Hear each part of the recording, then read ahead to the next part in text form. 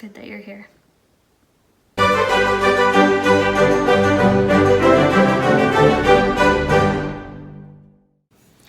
Hey guys, welcome back to my channel. Today I'm going to be talking about another really great book to film adaptation and recommend that you read the book, which is what this series is called. So Archimedes and I are here to talk about Phantom of the Opera.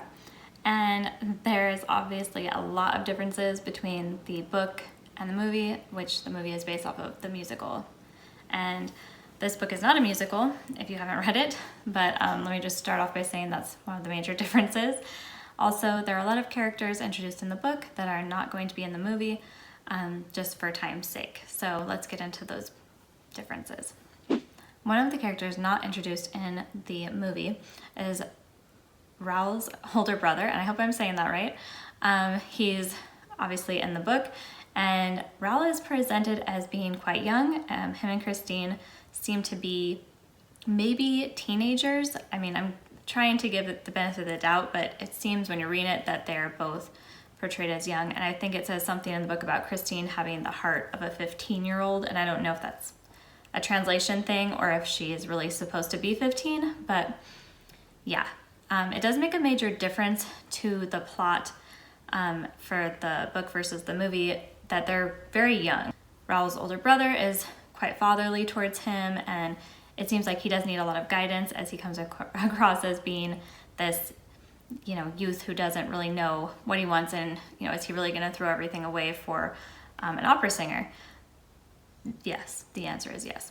So the other character that is not present in any of the movie or play adaptations is the Persian, and yes, that is what he's called in the book, different times. So the Persian is this character that knows the Phantom from before.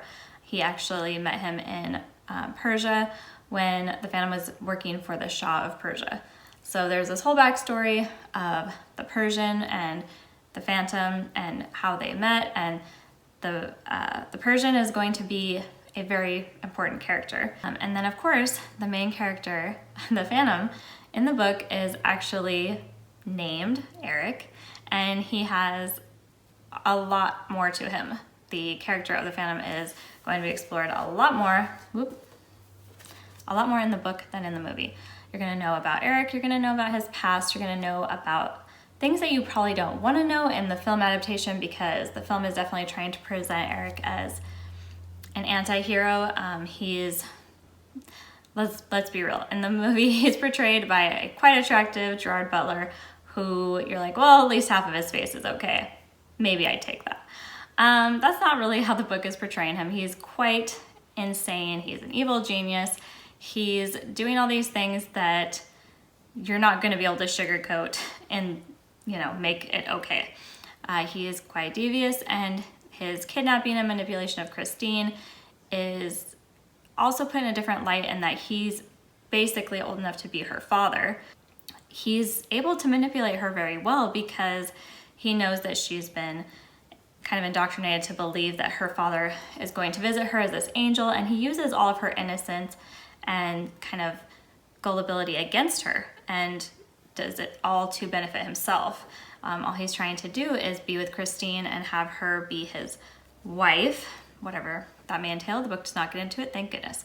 And, it just makes him a very sinister character. The thing that goes against his character, spoiler, is actually letting Christine go at the end. This whole time he's been, had this one goal in mind of having Christine be his wife, and when she finally accepts that and accepts that role to save Raoul and the Persian, she ends up getting freed because Eric just can't believe that she sacrificed herself and she is willingly going to be his wife, and he kisses her, I think it's on the forehead, and they have like this moment and she cries and their tears mingle and he lets her go.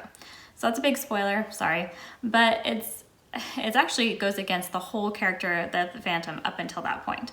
This is not a good guy, this is not a redeemable guy, we're not trying to redeem him, and at the end, he's not really redeemed, he just has given up. And I think it's really interesting how he became kind of this romantic hero, anti-hero, but I enjoy the plays and the movie a lot, so I'm not complaining, but I do recommend the book just for the fact that it is totally different, and I thought pretty enjoyable. So that's my recommendation for Read the Book. And if you like this, please like and subscribe. I hope that we can talk more in the comments.